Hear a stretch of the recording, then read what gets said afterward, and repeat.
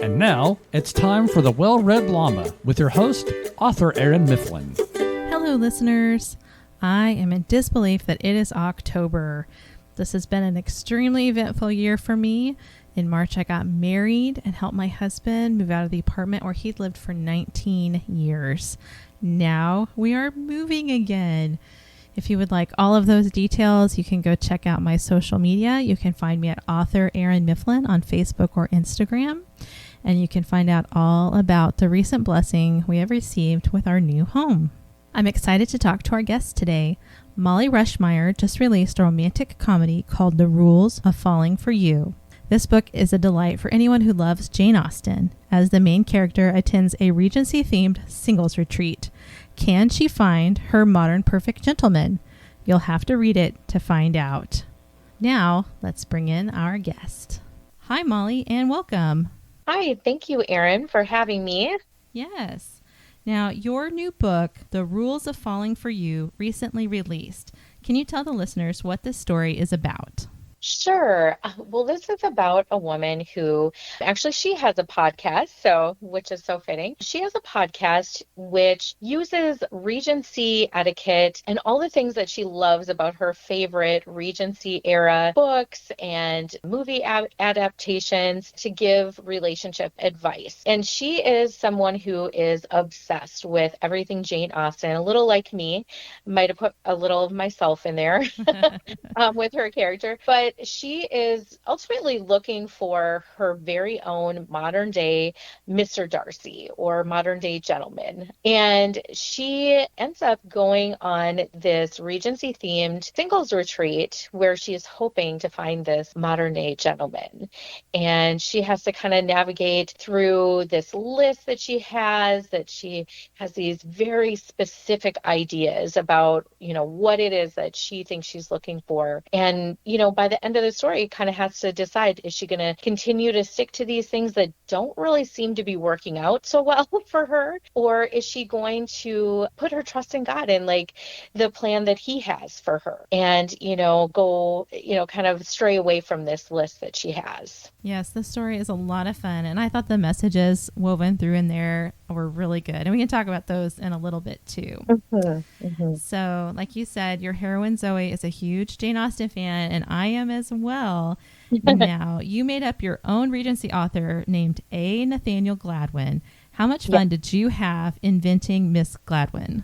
Oh, that was such a fun part. Believe it or not, this story actually started out as a split time. I know that sounds really weird, but it was kind of back when I was trying to decide, what I was going to write next. And so I actually had all of these copious amounts of notes on this A. Nathaniel Gladwin. It was going to actually be a much bigger part of the story.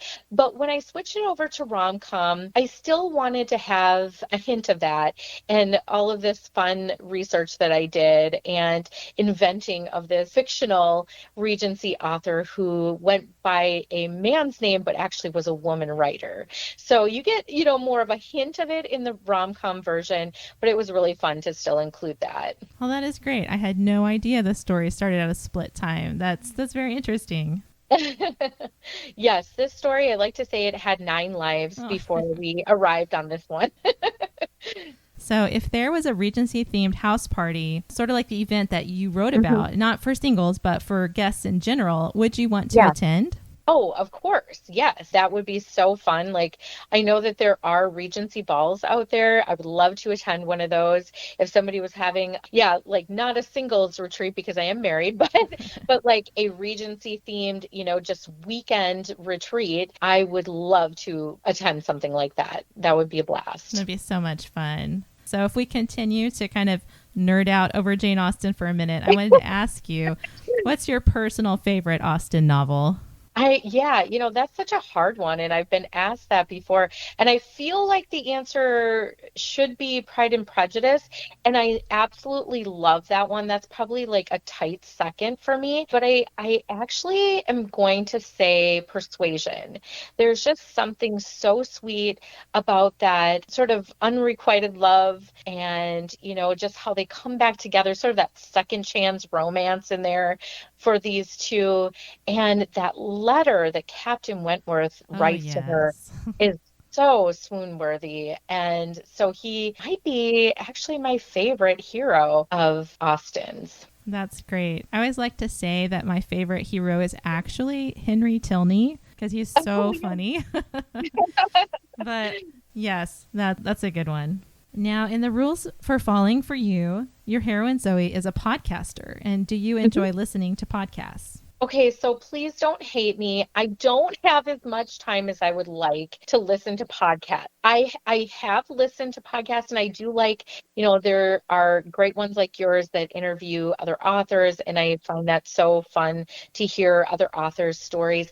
I don't listen as much as I probably could. I feel like a lot of times my extra time for listening to things, I end up listening to more like nonfiction things where I'm doing research. So like I listen to some history podcasts about the Regency era for this book, and things like that. I don't know. Maybe it's because I always feel like I should be researching. I should be doing something writing related that, I make it more work related than anything for, instead of something for enjoyment. Right. And we all only have so much time, I know. I kind of find myself going in spurts while I will listen to some podcasts or I'll listen to audiobooks. And, Yeah. I'll like get into one zone and then I'll be like, oh, wait, but what about these? And then I'll be like, but what about the audiobooks? So. Same here. Now, I enjoyed seeing a heroine with type 1 diabetes. Do you think it's important to bring representation like that into Christian fiction? I do. I was thinking about that. It's like I always try to create characters that are realistic. I mean, they're absolutely real in my brain, by the time I'm done writing them. But I think we need to be realistic that there's nobody perfect. We all have challenges and things that we struggle with. And I think that's really important to bring up in fiction. I think that people can relate to that and relate to the fact that, yeah, life is not always easy and we're all struggling with something. Right. And when readers can see themselves in the story in one way or another, or even give them more ways to see themselves, that is just more ways to draw them in. Right. Exactly. So the theme of this book is surrender, and realizing our own control might not really be what's best for us. And I think a lot of readers can relate to that. I know that's definitely something that I can relate to. Did that message speak to your heart too? Yeah, I think that the spiritual thread and the theme in this one came about sort of organically. I didn't exactly plan it, but I think that happens a lot for me. And then it's sort of like the hindsight is 2020. When I get to the end and really look back on what was I trying to say here? And it's actually more about like what God is trying to do in my life and then passing that on because yeah, I know that people can relate to that. I know they can. For me, surrender is something that is constantly coming up in my life. I tend to be a worrier. And what I'm essentially doing when I'm worrying is saying, I don't trust you with this, God. And so, and not that my worrying helps anything, right? It certainly doesn't make the situation better. But, it's sort of me trying to take back control. And so, I was thinking about that and how this story ended up, being the theme. And, just really thinking about how I need to constantly give things back to God. And He's constantly working on me in that area. And I hope people, can get something from that and right along with me, are able to just continue surrendering to God because He does have our best interests in mind. Yes. Now, I'd like to share with you a little bit of personal story from when I was reading this book. We were waiting on something, my husband and I, and the word I kept hearing was surrender. And then as I was reading, I got to a quote that's on chapter 16. I actually put it in my review, but it was talking about what surrender really is. And so that was just like a confirmation to me from the Lord that what that really was what He was having for me at that moment. And it was so cool when that happens through fiction. That is awesome. Yeah, I really do believe that He can work in hearts and touch our hearts through fiction. So I just wanted to share that with you, that was something that spoke to my heart. And like I said, I put it in my review. about what surrender is. And as God does, it took a little time, but in this issue that we were waiting on, then God said yes. And it's such a blessing. And so we're so excited about that. That's amazing. Well, thank you so much for sharing that. It's like when you are writing something, obviously you're hoping that other people will, it will touch their heart in some way, but you're really just sitting behind a screen and you Right. don't know, like, is anybody going to read this? Are they going to like it? Is it going to touch their heart? So thank you for sharing that. That's amazing. You're welcome. So you have another rom-com that's coming out next year. So can you give us a little taste about that? Yeah, sure. Well, it's going to be completely different. I hope people are not disappointed. I'm not always going to write a Jane Austen inspired story.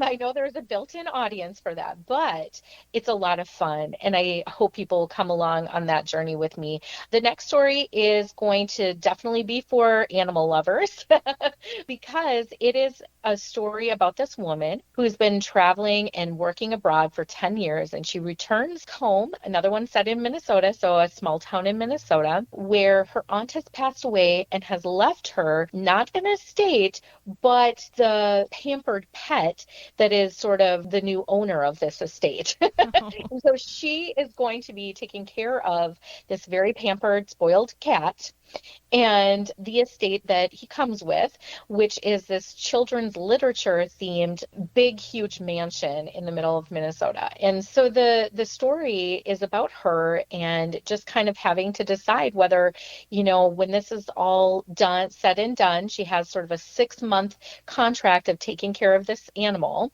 Her aunt was hoping that she would, come back home and stay home, but she has to decide whether she's going to do that or continue on her way. And the love interest in this one, he's a chef at the estate's restaurant because there's a restaurant connected to this estate. And the aunt was this like famous children's literature author. And so everybody, of course, wants to come and see this estate. And it's a lot of fun. There's tons of animals in it. The love interest has a dog.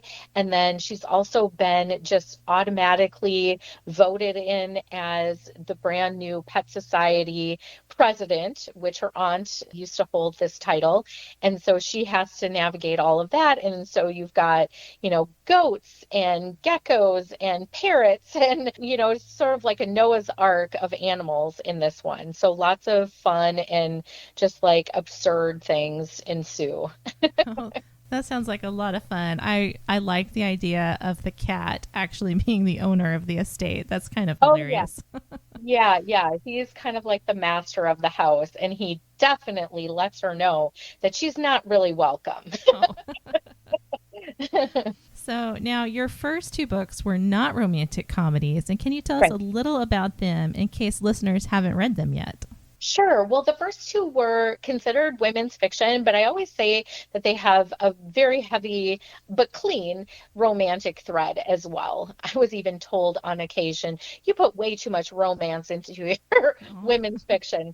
But so my first one was The Bookshop of Secrets. That was my debut novel. And that one's about a woman who is coming home or coming to a small town in northern Minnesota on Lake Superior. She is looking for a set of first edition classic literature books that her mother has left for her. And she's escaped a life of human trafficking. And so it does have some heavier themes in it, but it's also got some mystery and romance as well. My second book, The Lost Manuscript, that one is sort of a second chance romance, but with a twist, because it's between a husband and wife who are estranged at the beginning of the story, and she travels to help him out during a study abroad program and teach history, but she's also going there to try and find out what happened to her grandma who is missing, as well as this lost medieval famous manuscript that her grandma was looking for. And so she's kind of following clues that her grandma left for her to try and figure out, what happened to the manuscript and what happened to the grandma.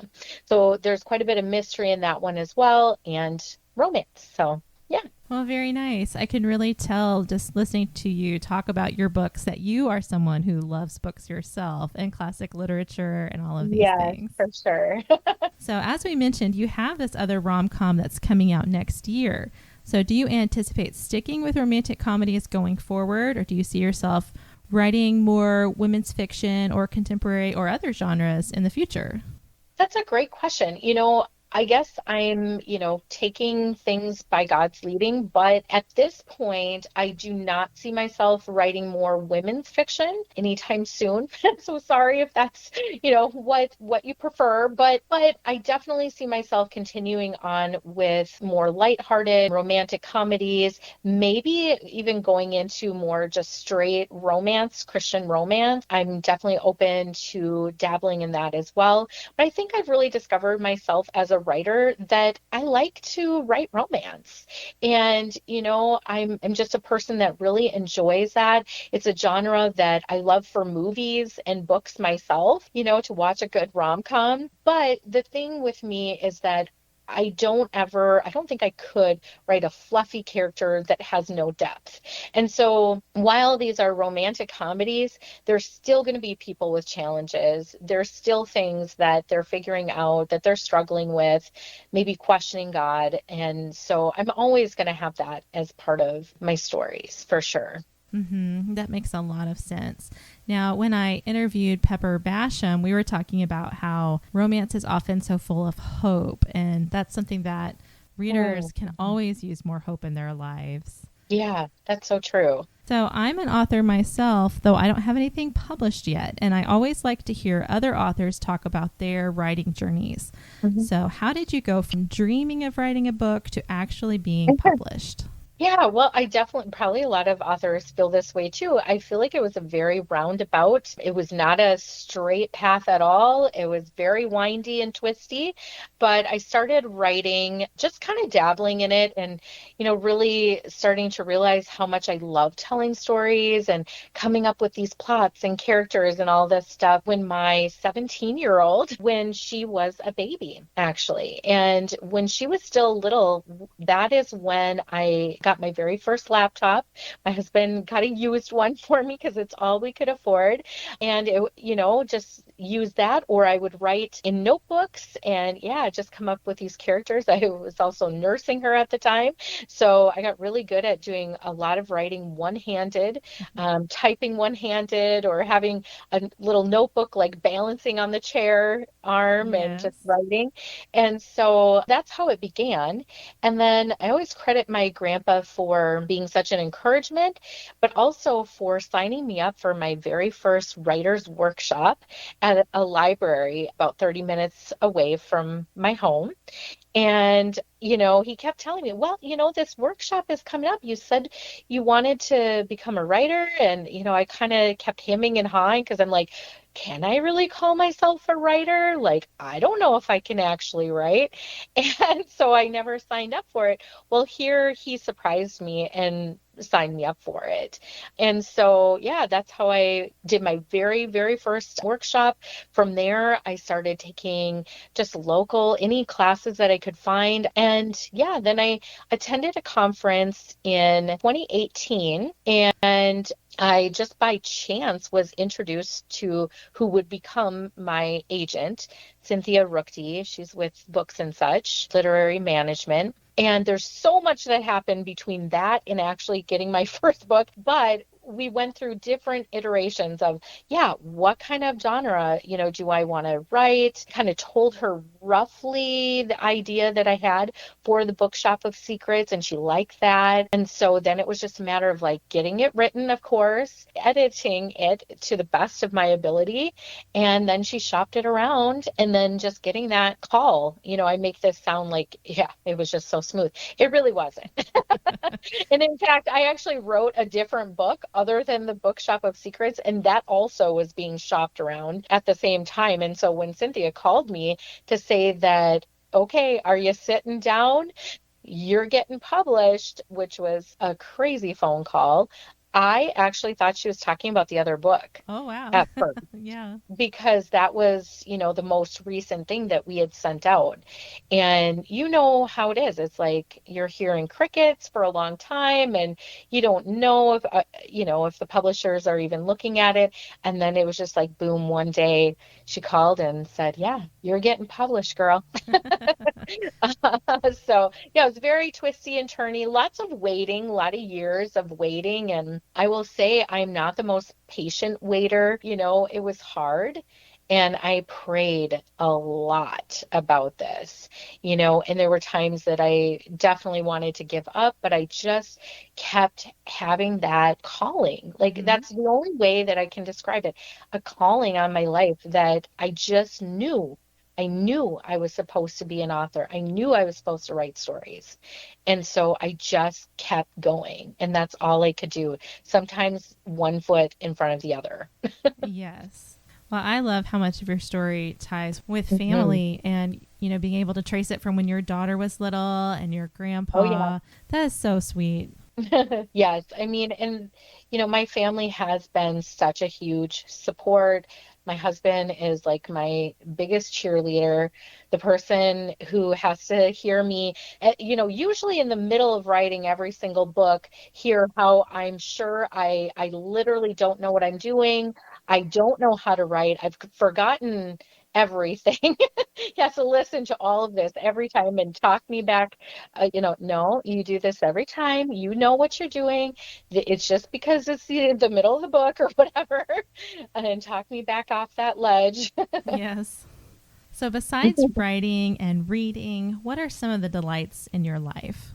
Well, I think definitely already mentioned, but my family, of course, spending time with them is just the best. It's my favorite thing to do. We love to travel. We love to have a family game night, cook together, watch movies together, spend time outside, just all of those things.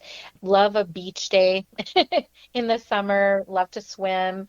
Me personally, I love to sing. Music is huge for me and also for my family. Like, my daughter is huge into music as well. Love to read, of course. Definitely gotten into more audiobooks in the last couple of years. Love to listen to audiobooks when I'm doing, I love to cook. So, like, listening to that while I cook, or, do the not so fun things like do the dishes. Mm-hmm. Yeah, and we're very involved, like, with our church. Love to go to church and, get involved in all the different extra functions that we have there. And yeah, I don't know. We're probably not the most exciting family, but we just love spending time together. Oh, yes. There's nothing like time with family. Now, is there a scripture that has been meaningful to you recently? Yeah, I was thinking about that, and I think it probably definitely ties back to this book, and just still ruminating on the theme that came out of this. And that was, Lord, I believe, help my unbelief. That's in Mark chapter 9. But I love that because I just I love that it shows his humanity, and it just feels like something that I say and would say. You know, it's that kind of thought, like, Lord, I know you have this. I do believe, but just for that little bit that I don't believe, Lord, help me with that. you Yes. know? And like, and sometimes you go into a situation with all you have is that mustard seed of faith. And so it's like, for the rest of it, Lord, just help me to believe. And so I just like that. And I like, the imagery of that. It's just like sitting at his feet and, saying, Lord, I know you're here with me. I believe you. And I know you've got this for me. And just help me for any little speck of unbelief that's still there. Yep.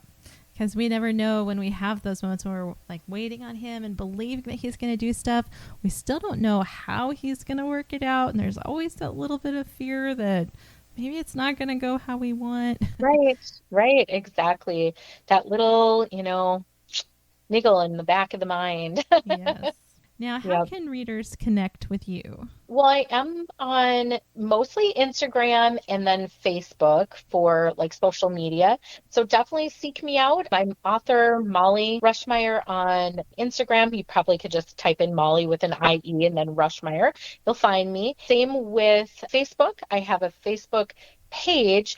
I will admit I don't do a ton on there, but you can also send me a Facebook friend request and I definitely will approve that. So feel free to reach out on Facebook, my personal page. I just, I do most of my stuff on there as well as Instagram. And then too, if people would like to sign up for my newsletter, you can also check out my website. It's Mollie with an IE, J, and then Rushmeyer.com. And there's a sign up for my newsletter if you want to stay connected that way. I send them out just once a month, and just little life updates and, little updates about my books and things like that. And when you sign up for my newsletter, I do have a free mini rom-com that you get for signing up. So yeah, you can check it out. Listeners, I hope you will go to Mollie's website and check out her books. As she mentioned, her name is spelled with an IE, Mollie Rushmeyer.com. Since I mentioned it earlier, I wanted to share with you the quote from chapter 16 of The Rules of Falling for You. It is, "Surrender is acknowledging the fact that God has it under control, has our backs, and loves us. We don't have to carry the burden of making everything right." Isn't that so good? If you enjoyed The Rules of Falling for You, there are so many great Christian fiction rom-com writers out there. To name just a few, there's Pepper Basham, Becca Kinzer, Shannon Sue Dunlap, Bethany Turner, Angela Ruth Strong, Sarah Monzon, and more. If you'd like more book reviews in general, you can always follow me on Facebook or Instagram at author Erin Mifflin, or sign up for my monthly newsletter at authorerinmifflin.com. I share book recommendations, recipes, and I give you updates on my life and my writing. I would love to see you there.